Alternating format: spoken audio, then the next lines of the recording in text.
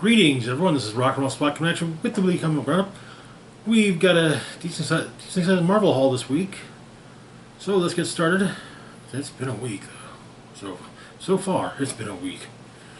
All right, kicking things off, we've got Fantastic Four number 22, the last of the Fantastic Four Blood Hunt tie-ins. In the previous issue. Alicia Masters and Reed Richards went to the Louvre, and then when vampires attacked, they ended up making it along with survivors to Madison Square Garden, and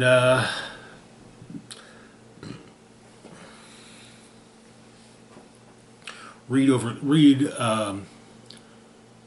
potentially speaking overstood himself. So the issue begins with Reed and Alicia in Madison Square Garden, but vampires attack, and Reed makes himself into a roof, basically, over all of the other survivors. And Alicia notes that it seems that Reed's bleeding. And Reed confirms that he's been cut. He hasn't been bitten by a vampire, but he has been cut because of stretching as much as he has in this particular case.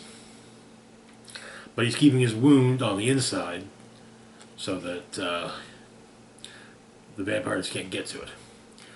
Back in earlier in Arizona, the rest of the FF are dealing with protecting their home, and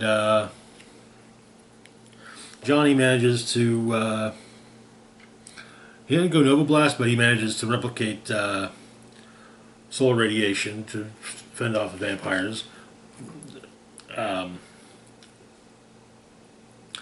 Reed has managed to get all the survivors into the basement of Madison Square Garden. Alicia manages to get everyone else to basically figure out what it is he needs and get everyone to help with figuring out what the actual things are.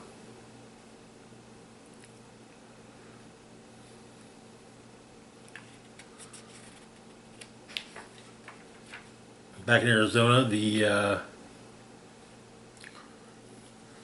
rest of the FF are saving their neighbors. They've managed to basically they've got the Thing pulling a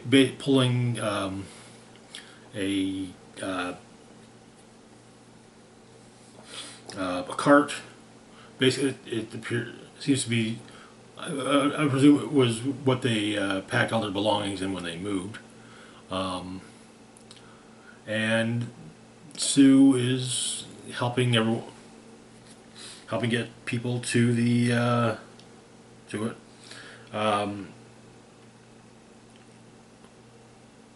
One of the vampires makes a play for take a bite out of Ben and Alicia's son, but Johnny stops him. Reed manages to Reed gets healed to the point where he can basically stitch himself back together, and Alicia tells him that he wants to stop. Find a way to prevent to at least stop vampirism, but she points out that it's magic. There's no science behind it. And this is and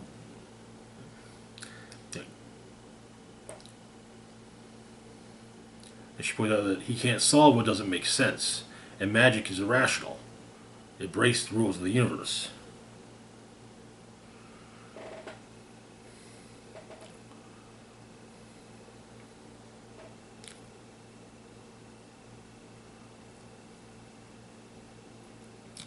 that he doesn't understand magic, and he tries to undo one of its oldest and most enduring curses.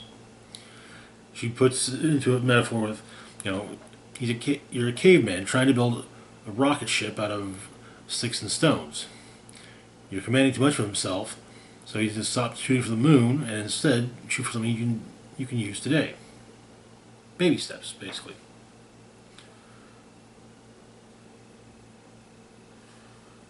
But he's gonna try and, but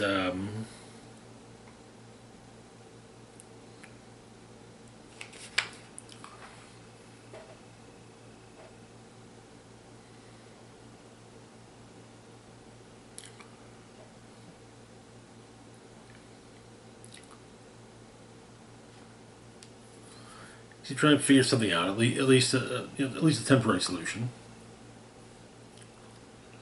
But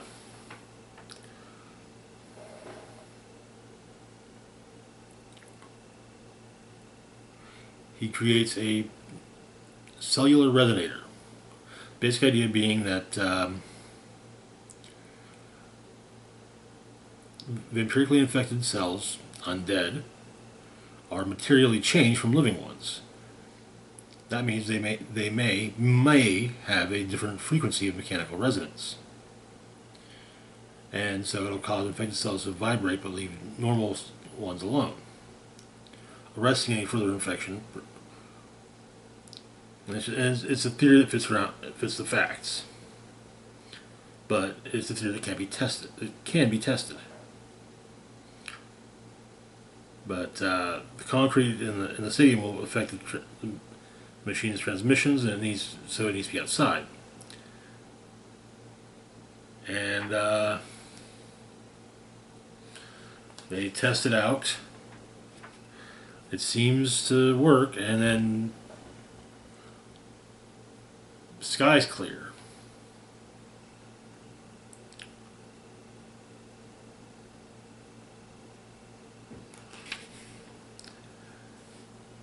And Alicia and Reed discover that the world has been saved by Doctor Doom. And that is where the issue ends. We'll get to Doom saving the world.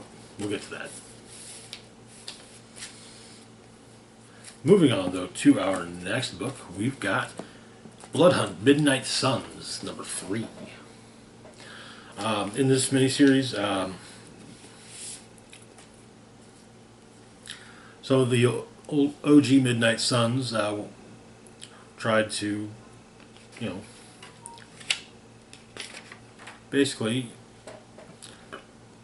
tried to solve a problem with a particular hospital in Chicago.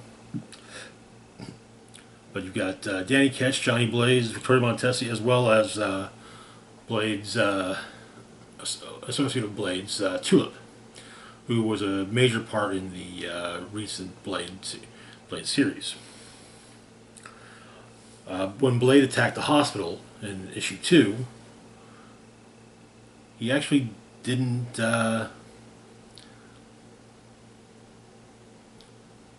he left shortly after, and Danny Ketch states that Blade could have stayed, fought the Midnight Suns, and killed Tulip, but he didn't. So he thinks maybe some of Blade is still in there.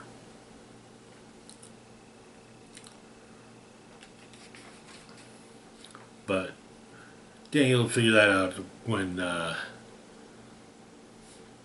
Penn and Stare goes off. Elsewhere in the hospital, Victoria Montesi and Johnny Blaze are talking with the nurse that has kind of been their effectively speaking, been their point of contact for the series. And it's explained that basically the world is kind of layers upon layers. One reality layered upon another reality. And there's it. And what happened with Dark Force awoke something that's been sleeping for quite some time, and so the nurse asks if they can stop it, and they can't. But they're going to need her help, primarily her fear. And Victoria explains to her that the nurse will need to think of the thing that frightens her the most. Imagine it in detail. Johnny explains that the entity of the gateway will come in whatever form that the nurse chooses, and then they'll destroy it. So basically, it stated that Halloween a couple years ago, the nurse hates Halloween. Something always happens to kids on that night. College kid came in, already gone, got hit by a car and all ended in fire. And well, she thought it had ended, but it didn't. She thought she had to be imagining it, but she's not. She doesn't think she was that now. Kid got up, burned to a crisp with something stuck through it, even seeing through his head. And she convinced herself that it didn't happen, but she's not so sure about that anymore. And so, the zombie returns, and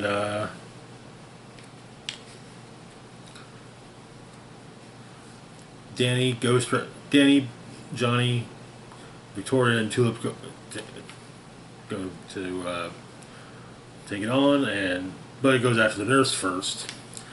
But she's been instructed not to scream. But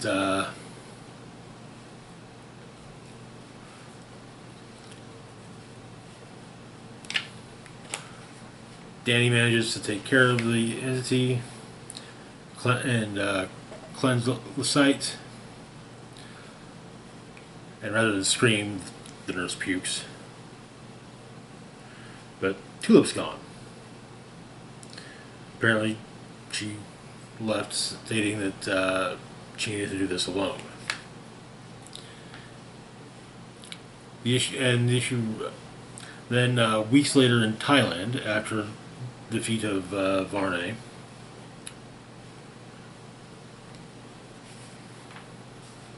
Tulip finds Blade at a monastery. And he doesn't want to talk about Varney. None of it.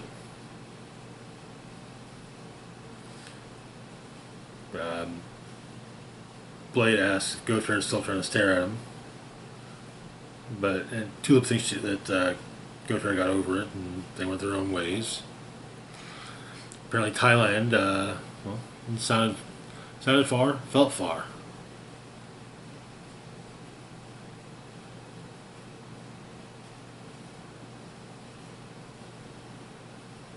And Tulip asks if Blade's okay, and he wishes he knew. And that is where the series ends. There will be a new Blade ongoing in the wake of Blood Hunt starting in October. Fitting. Moving on, though, to our last book for the moment. We've got Blood Hunt, number 5. So,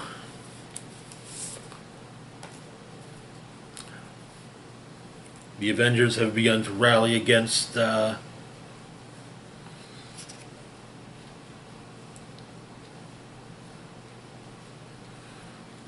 Varney and his forces. Apparently, Doctor Doom has figured out how to save the world, but he needs to be the Sorcerer Supreme to do so.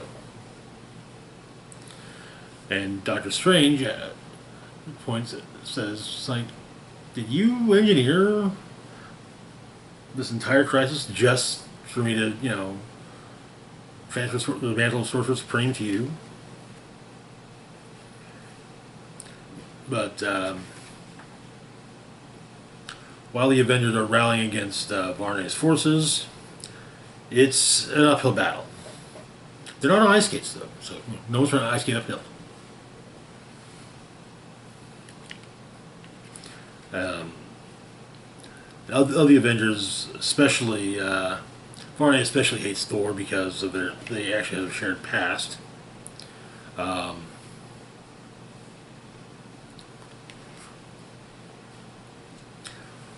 Back with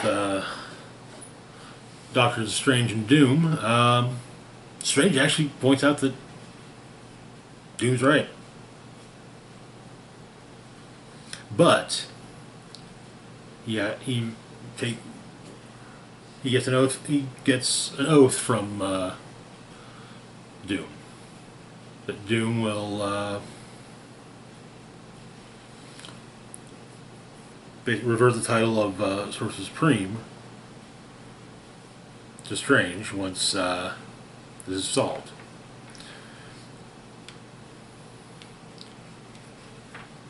In Manhattan, Bloodline Dracula, and Miles Morales are going after the temple that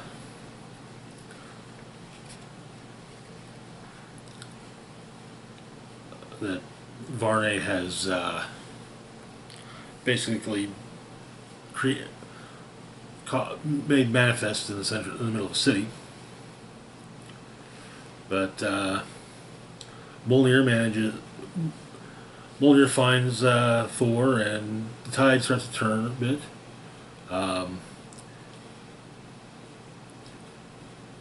And Moon Knight shows up with friends. The Doom's ritual goes as planned, and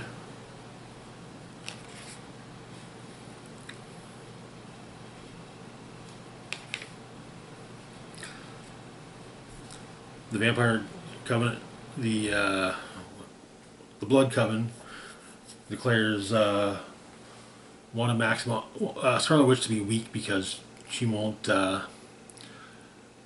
just do some of the Montesi formula, which would destroy all vampires, because it's not discriminate. It would destroy all of the vampires. But Bloodline and Dracula show up. Bloodline stabs Blade, but Varney's possessed Blade for too long, and now basically Blade's body is as much Blade's as it is Varney's, and Bloodline is only of Blade's bloodline, not Varney's. And so Miles shows up and helps out because, well, Varney, at possessing Blade, turned Miles. And, yeah.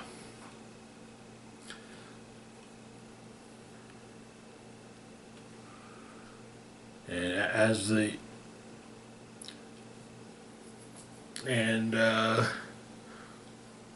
Bloodline and Miles managed to, repel... Basically take care of Blade as Doom's ritual is coming to fruition. Blade is not dead. Wanda has also helped with this.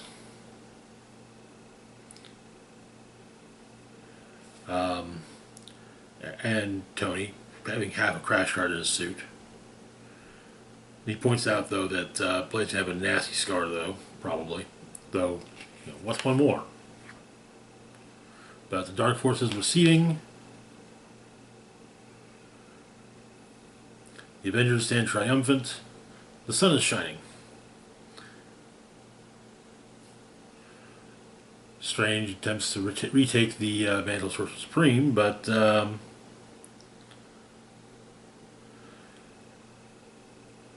Doom decides to play semantics. His oath was to surrender the office of Sorcerer Supreme to Strange once he saved the world. Once Doom saved the world. And well, he's only just begun to save the world. Basically, he doesn't half-ass anything.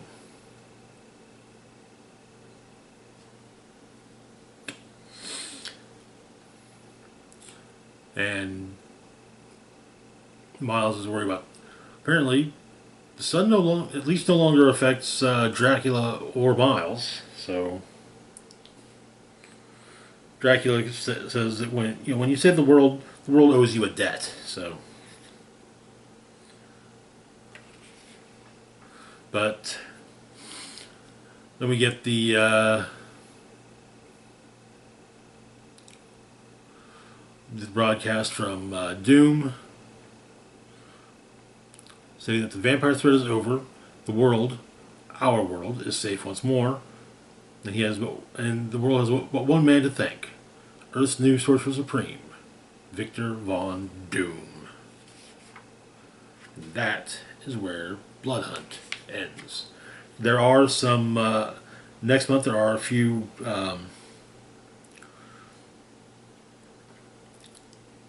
I guess epilogue issues, Avengers. There's the continuation of the Blood Hunters, an ongoing series. Doctor Strange, obviously, Miles Morales, Moon Knight Fist of Khonshu, and Vengeance of the Moon Knight as well. That, I think, is how Blood Hunt ends, and that's going to do it for now, at least. I enjoyed Blood Hunt. It was a fun little story. Interesting concept. It was interesting to see Varney back. I remember seeing him, I guess, way back in the final issue of the first Night Stalker series. Anyways, that's going to do it for now. As always, feel free to like, share, and subscribe. Links to my Facebook, Twitter, Blue Sky, Instagram, Mastodon, Patreon, and PayPal can be found in the description box down below. This is Rock and Roll Spock signing off saying, live long and rock hard.